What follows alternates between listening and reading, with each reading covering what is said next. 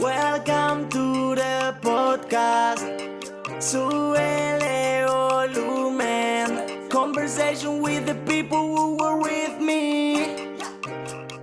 In the world TV. Carlos Tonight. Historias de un reportero. Carlos Tonight. Dale que viene lo bueno.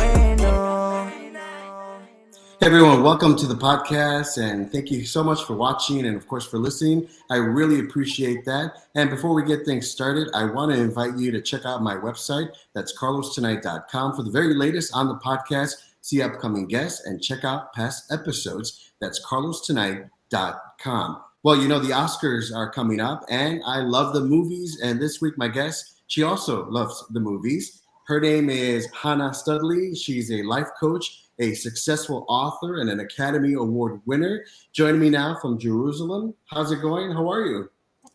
Hi, good morning. How are you? I'm doing great. Thanks so much for taking the time to talk to us. I appreciate that. How are you? I'm great. It's early in the morning. The sun is shining. I'm feeling good. Thank you. Awesome. Good to have you here. And so today we're going to be talking about your Oscar award-winning work, the one and only John Travolta, and your coaching. But first, I want to talk about you as an author. And you write about a lot of what some people may consider sensitive topics. And one of them is PTSD. What led you to write that first book about PTSD? Well, I experienced a lot of trauma in my 20s, back in the early 1980s. I grew up in England. I was at college in Manchester in the north of England, a university, and I was actually mugged 3 times. The first time was when I was in college. I was at a nightclub.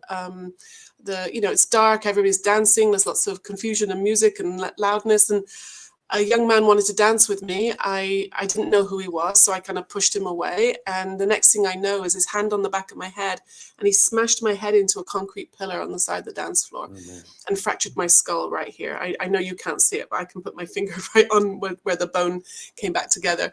I recovered from that one. It was kind of what happens when you're a student, well, in my community anyway. We were all punk rockers at the time. And then about 3 years later, I was walking about 6 o'clock in the evening near where I'd been living for a long time.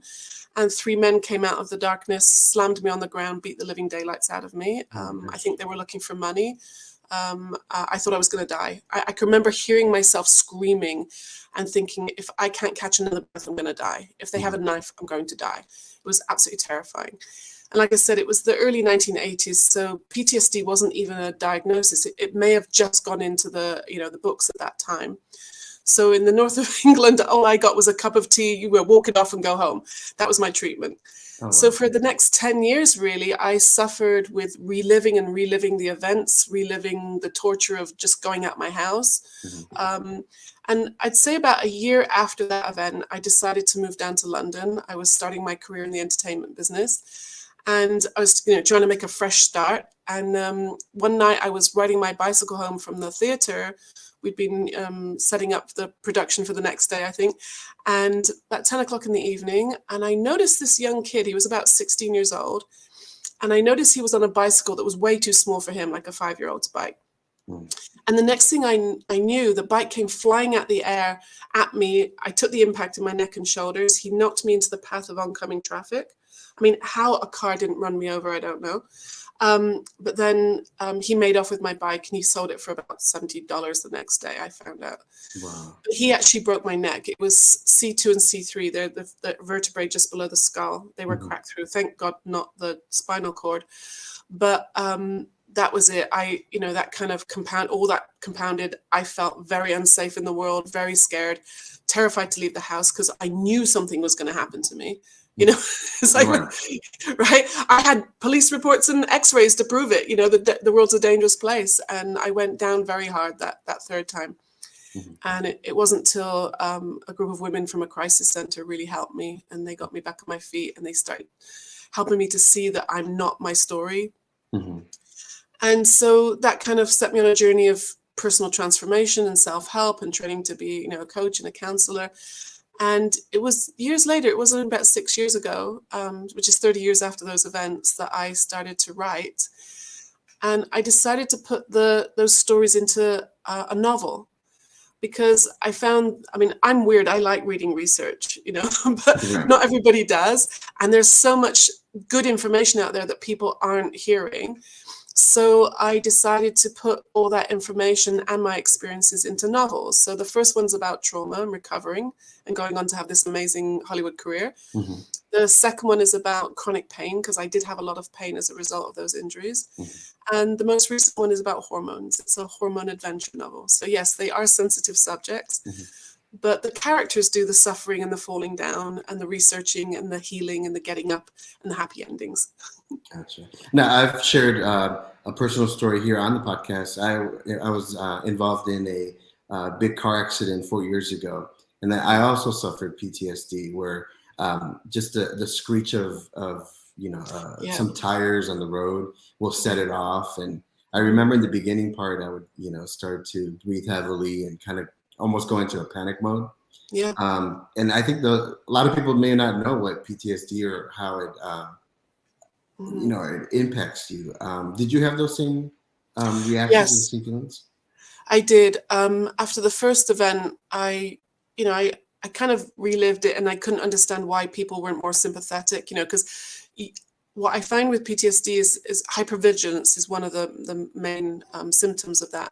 And we get very hypervigilant about sounds or smells or places or certain people. And my friends had moved on. They my injuries had healed, they moved on, and you're still in this kind of stuck place in terms of your thinking. And then I kind of got over that one. But when the second one happened with the 3 guys who beat me, I had the same thing as you. I had the sound of footsteps behind me. Mm-hmm. That would freak me out. Even years later, when I was, that's why I said it lasted for over 10 years, because I'd now moved to California. I'm living in Los Angeles. I've got this great life working in Hollywood movies. And I could be walking on the beach, in Los Angeles, and it could just be someone jogging past me or a kid running for a bus. And I go, Yeah. And it might, because my nervous system had kind of learned how to respond, which when we're in a drama or in a crisis, that's a good thing. But with the problem with chronic situations is it becomes what they call maladaptive, and it starts to be unhelpful. And if you don't understand what's happening, we can freak out and think, oh my, as if it's happening again. Mm-hmm. And then we can feel stuck in that feeling. But it really is an illusion. That's what I've kind of discovered with my research and what I teach in my books, is that we've innocently got caught up in illusion, and it's almost become a habit. And then we're living in the feeling of the habit, feeling of the repetitive thinking, not in the actual situation, because that's over. That's in the past. Yeah. And we are actually safe, but our brain thinks we're in danger. Exactly, yeah. Yeah. With this book, how does it feel being able to help people out there, like myself, who have, has had PTSD and or are probably going through it right now? It's amazing. I get so many letters and emails, from people saying, thank you so much, because, you've articulated how I feel, or you described what I went through. And, the fact that I came out of it, I was helped, and I started to see that we're always feeling our thinking. And that there's so much freedom there, and to be able to share that with other people and watch their lives open up and blossom like mine did, it's such a blessing. I've got countless stories of people who were told that they were broken, and they would live like this for the rest of their lives, and be on medication or treatments or even in hospitals for the rest of their lives, and to see them get well, it's incredible. I mean, what a gift. I feel very, very blessed to be able to share that. Absolutely. That's awesome. Now, for 30 years, you've done life coaching, and now you're doing well-being. What's the difference between those two?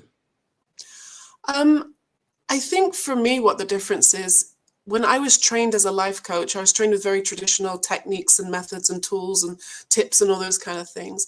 And what I discovered is those techniques and tips, although they might be very useful in the moment, they're kind of temporary. They're not really long lasting. You have to keep going back to journaling and the meditating and the expressive writing. And there's nothing wrong with those things. We if they help, that's amazing. We don't want people to suffer. Right. But what I've been taught more recently is to go further upstream and to understand how experience is created, and to see that everybody has innate health, everybody has well-being. And the only reason we're not in touch with that is because we've innocently got caught up in our thinking. It's kind of like when you learn to drive. You know, at first you have to have the driving instructor or your mom there, and you're like scared. But when you know how to drive, you don't need a teacher anymore. You're free and you have independence to go and do what you want. So my clients don't have to stay with me for long periods of time, because when they have an insight, when they shift in their thinking and they see that they are safe and that the event is in the past, or even if it's an ongoing, relationship situation, they're in a better state of mind to deal with it. And that's real freedom. Yeah. Absolutely. What's your advice for people who, may be experiencing anxiety and how to overcome that? I know for me, breathing was a big help. Breathing, doing the whole type of thing, or maybe slower or whatever. That helped me a lot. What about you? Yeah, I mean, I was trained as a trauma counselor. I'm a trained first responder, so breathing is definitely part of the picture.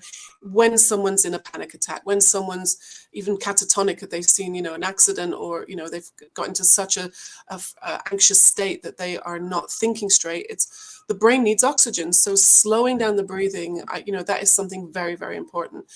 But what I'm working towards now is helping people before they get into such a state, because we want to triage. It's very good to know how to help someone when they're in that state, but we want to help people before they're falling down the mountain into that disaster. So what I share with people now is what really helped me is that we live in a thought created world. We're always feeling our thinking. So for the longest time, I thought the way I felt and my emotional state and everything was as a result of my circumstances or my past or my relationships or politics or the loud neighbors or you name it. I wanted to blame. I wanted to put the cause of it on the outside things. I know the word triggered is very popular these days, that things trigger me. But what I found out was that that's not actually possible, because if we're always feeling our thinking, then we live in our own thought-created realities, if you like. Because let's say you and I go to watch a movie. One of us might love it and the other one might be bored stiff.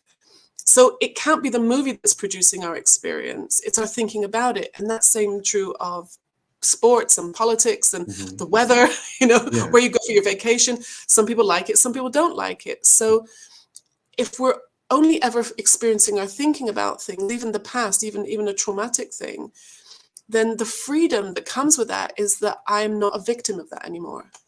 When I understand that my thinking is constantly moving, and if I know I have innate well-being underneath that stinky thinking, then all I have to do is kind of like become aware, I got caught up in my thinking, come back to the moment where we are safe and our resilience is right there for us.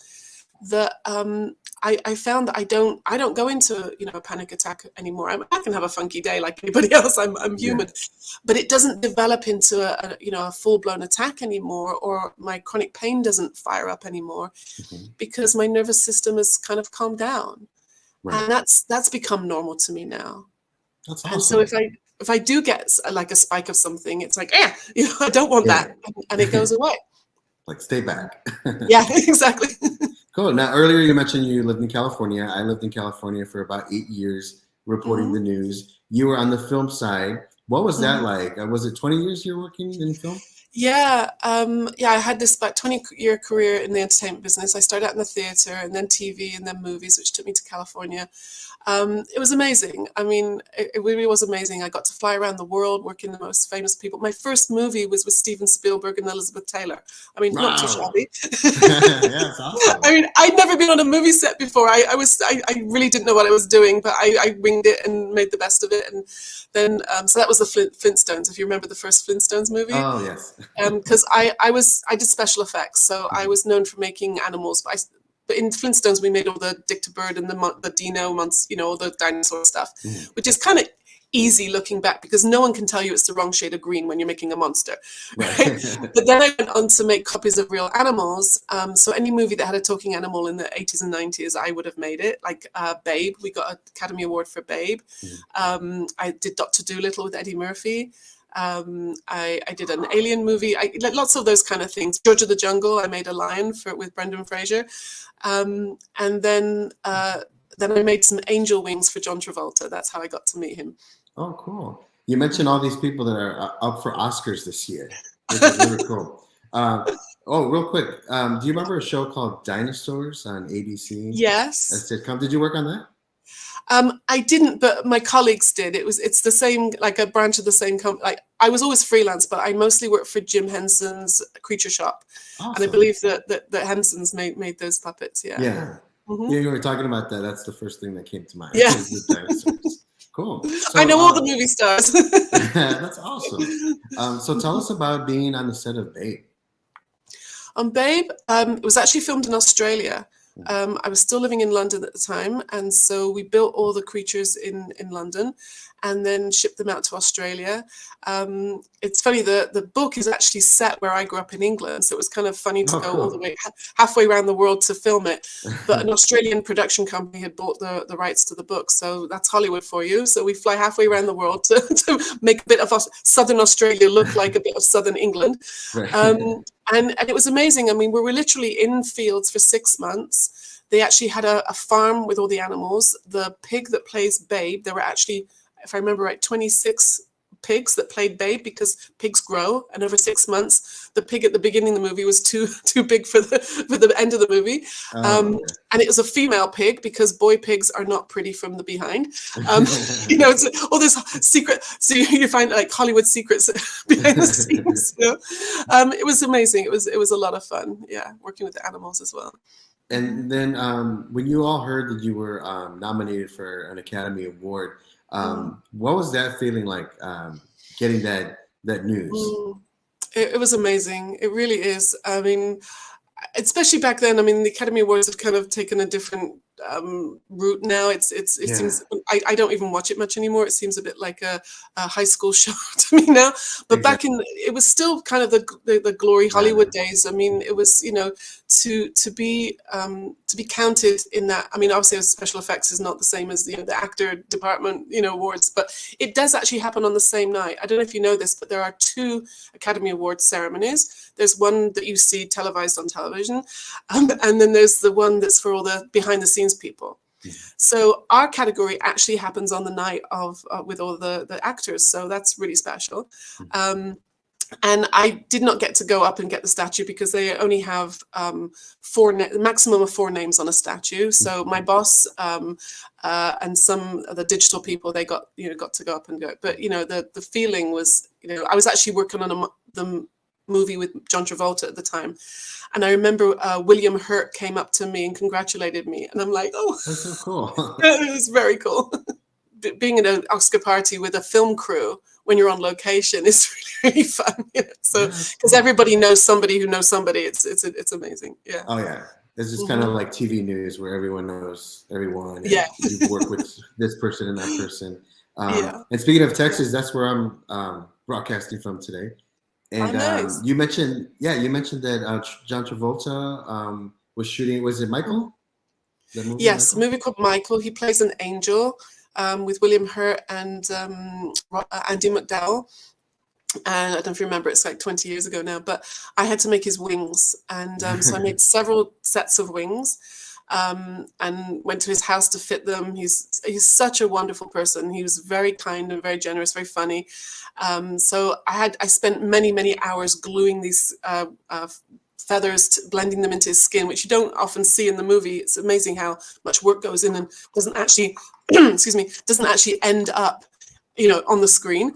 But yeah, we spent a lot of time together. And then we were filming a scene. I don't know if your viewers will remember this, but there's a scene when he collides with a bull, like on the horizon in the distance.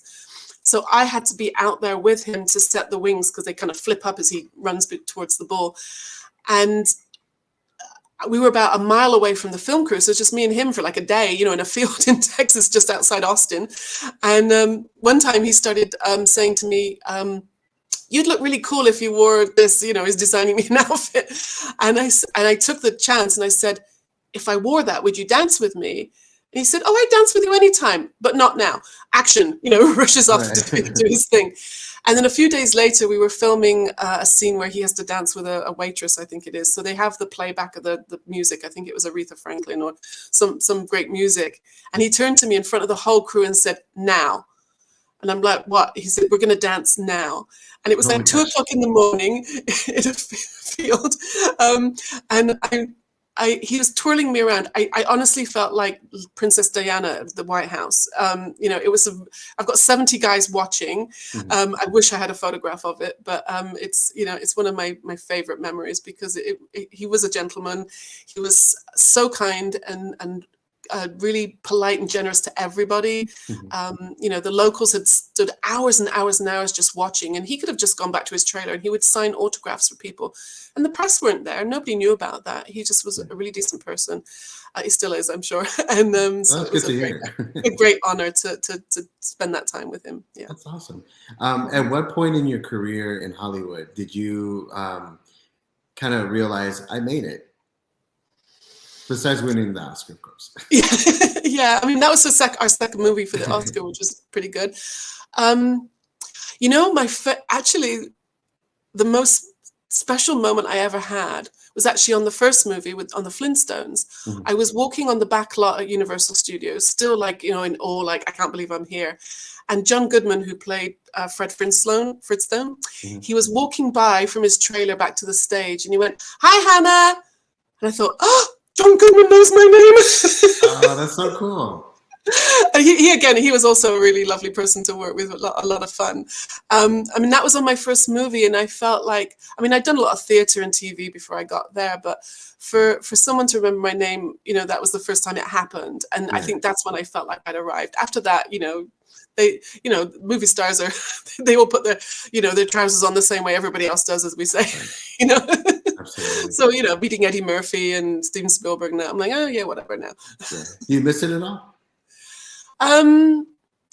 Not really. I mean, I had a great time. It lasted a long time. I left, you know, because I wanted to. I was ready to move on to something else. Stuart Little was the last movie. I actually turned it down because I really wanted to leave. I became a school teacher, if you can believe that. I left Hollywood to become a school teacher. And people often ask me, how did you go from doing special effects in Hollywood movies to coaching people with chronic pain, for example? And my quick answer is, it's all an illusion. You know, my whole career in Hollywood was about convincing you things were real that weren't, like a dog can talk or that Harry Potter can fly. Well, actually, Harry Potter can fly. You know, Daniel Radcliffe can. You know, we put him in a harness and off he goes. But a lot of the things with PTSD and trauma and chronic pain and hormone distress, it's the brain is creating illusions. And pain is the ultimate special effect because it's making us feel like there's something wrong with our bodies or that we're in danger, and we're really not. And so that's how I kind of see the connection now. It kind of, my Hollywood career kind of helped me with the work I'm doing now. And it's great to chat about that stuff because it gets people relaxed. And when the people are relaxed in a better mood, they're more open to new ideas and healing and getting better and letting go of that stuff. So yeah, I think to me, it's all connected. It's just smoothly gone from one thing to the other. And now writing books is, you know, just putting all that down onto paper for people to see behind the scenes. Yeah. Do you ever get somebody asking you advice on working in Hollywood? Not now, because it's been a while since I was there. Like all the people I worked with, I mean, behind the scenes, I don't know if they're still working. They might have moved on as well. But I think what the best advice that I got was to be yourself, and don't take no for an answer. And it really is about being in the right place at the right time, you know, because there are some incredibly talented people who don't seem to get a break.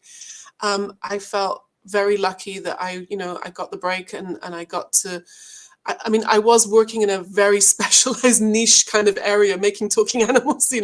That's not really on the career advisors list when you're in high school. Right. So to get paid silly money and travel around the world doing that was actually incredible. That I got a chance to use the skills I have to be in that industry. But I think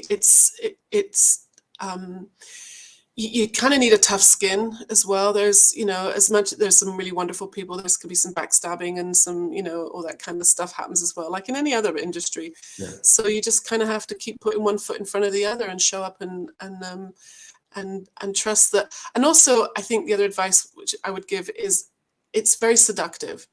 And it's very easy to think you're only as good as your last project or the car you're driving or who you know or what you're working on. And that's not who we are. And I think that was one of the reasons why I was ready to leave, because I wanted to, do something that was, going to fill my spirit and my soul more than another Levi's commercial or something. Right. So this yeah, is your next chapter. Yeah, exactly. So if you are it's a wonderful business, but just remember who you really are. You're not the job. Yeah. So any advice for anyone who wants to write a book? Oh, get out. You know what? The best advice I was given by I had a neighbor in London who was a very successful romantic author. Those kind of corset busting. She wrote those kind of like romantic Mills and Boon novels. And she told me, she said, get out a pen and start writing. She said she's often asked, how do you be a successful author? She said, well, you start writing. Or if you want to be a successful actor, you start acting. Even if you're doing it for the local old people's home or just writing it and just your mom's going to see it. Now we have, self-publishing. So anybody can publish anything. It actually is free. It doesn't cost you any money. So, I'm like, open up a Google Doc or a Word document and start writing. It doesn't have to be perfect. You can go back and change it and go back and change it. I change things all the time, and thank God for spell check and editors. And it doesn't have to be perfect straight away, and don't have to start at the beginning. Even I started in the middle and then, filled in spaces afterwards with the first one. I actually find the writing part the easy part of it. The publishing, the editing, the formatting and all that stuff, uploading it, that could be a bit, trying at times. And when you're waiting on other people to edit it or give you reviews, that can be frustrating. So the writing to me is the easy part. I'm already halfway through my next one, and I've got ideas for 4, 5, and 6, which is almost frustrating because I trying to find the time to actually get them written. But I enjoy it. I love it. It's a great, awesome. Yeah. And I saw that your books are doing real good on Amazon. Can you tell us a little bit about how we can purchase a book and find you? Yeah. So I have 3 books. The first one is called The Myth of Low Self-Esteem. That's the one about trauma and recovery. And the second one is called Painless. And it's a novel about me recovering from chronic pain. 25 years of chronic pain I had, all gone now. And the latest one, which came out just a couple of weeks ago, is called Very Well. And that's the one about hormones. It's a story about a woman and her 2 daughters who go through all kinds of hormonal distress and come out the other side of it symptom-free. They're all on Amazon, so you can look up my name, Chana Studley, and those books, and they're there for you to enjoy. And then you have a website too, right? Yes, that's my name, chanastudley.com. It's spelled CHANASTUDLEY. And there you can see information about the books, about my programs, about my coaching. I do wellness retreats as well. I did one in Cape Cod last year. I'm doing one in Amsterdam this year, and speaking in conferences. So that's all on the website. That's awesome. Thank you so much for joining me and sharing your story. I really appreciate it. And I know everyone will get a kick out of hearing your stories, especially those in Hollywood. So continue success and God bless you. Thank you. Thank you so much. Pleasure. Historias de un reportero.